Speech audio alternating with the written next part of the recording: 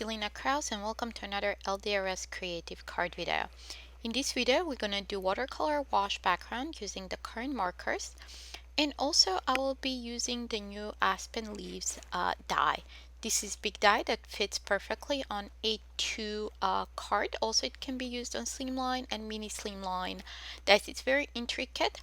So I've already pre-die cut 3 pieces of white cardstock.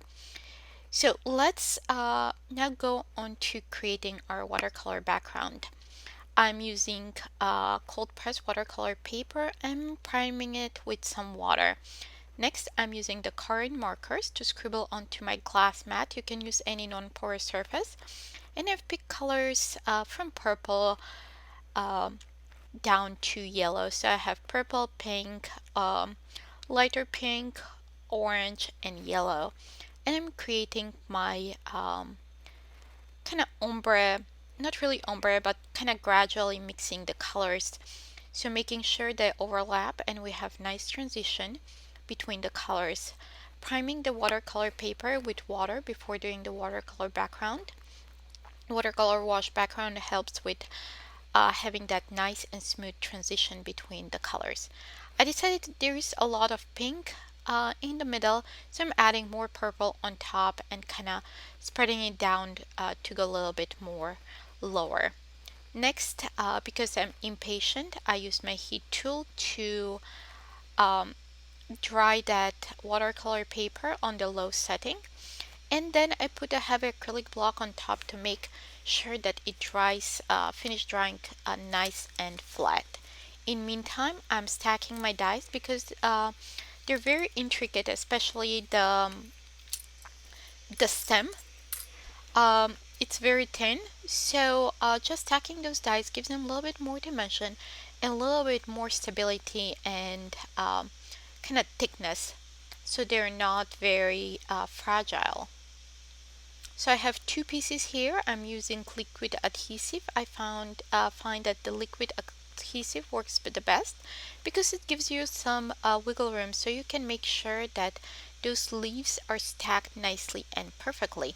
So what I do is first I start from the top and line those leaves up to make sure that they line up nicely as I go, and then I go towards the bottom. Next, I'm adding more adhesive to add the last piece. The last piece was cut out of A2 piece of white cardstock. So you can see it's not a complete die. I'm missing the bottom. But since we're putting it onto A2 panel, this doesn't really matter. So we're gonna just trim off the excess on the bottom. So you will never know that that last die cut was not full die cut. You can see here I'm lining those dies and I'm pressing so to make sure that they don't move and out of place, and so they don't shift, and so it won't look very nice if they shift. Next, I'm pressing the branch, and then I'm pressing it again on top. I'm adding that acrylic block on top to make sure that it's nice and flat. Okay, while that dries there, my watercolor wash panel is complete, and I'm trimming it down to 4 by 5.25. And you can see I have a little bit smudge there from purple ink, from the purple marker, but we're gonna put the die cut on top so you will never know that there was imperfection on the background. Next, I have pre-cut sentiments from Happy Me, Happy You stack stamp set, and they're already die cut. Usually when you stamp those you get a bunch of sentiments, so I keep the leftovers in a little bowl in my drawer. So I just pull out that I thought it went very nicely with this card. It says, "I'm happy that you're my person." Next, I added adhesive on back of the die cut, and I'm just positioning it in the center, and you can see that little smear of purple is not even noticeable.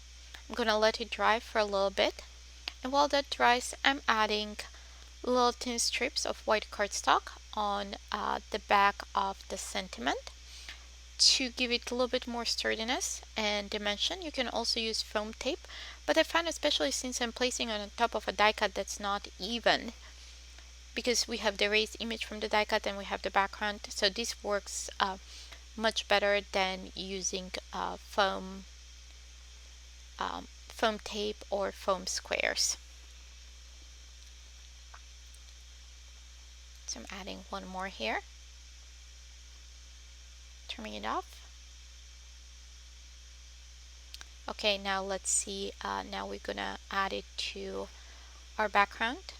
I'm trimming that excess from the die cut and then adding that sentiment towards the bottom. Once I like where it is, I'm adding again liquid adhesive on the back. I found using liquid adhesive gives me some wiggle room, so I can make sure that it's positioned nice and straight and also centered, and I'm pressing it out with the stamp bendable tool.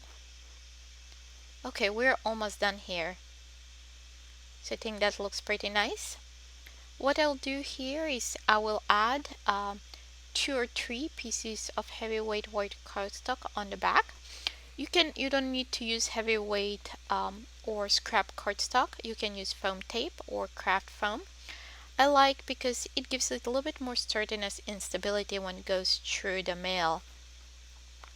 It is more heavier, so you may need to pay extra postage, but I prefer personally to pay extra postage than the card to get squished and damaged going through the mail.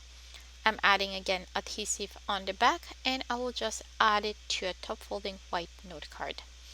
I usually create my own note cards in batches, so I cut cardstock to 4 1/4 by 11 and score at 5 1/2 and just fold and put it in my drawer. And that's our card for today. Thank you so much for stopping by and watching this video. Please visit our blog for more ideas and more inspiration. Also click on the subscribe button and click the bell button to be notified when we have new videos. Thank you so much. Bye!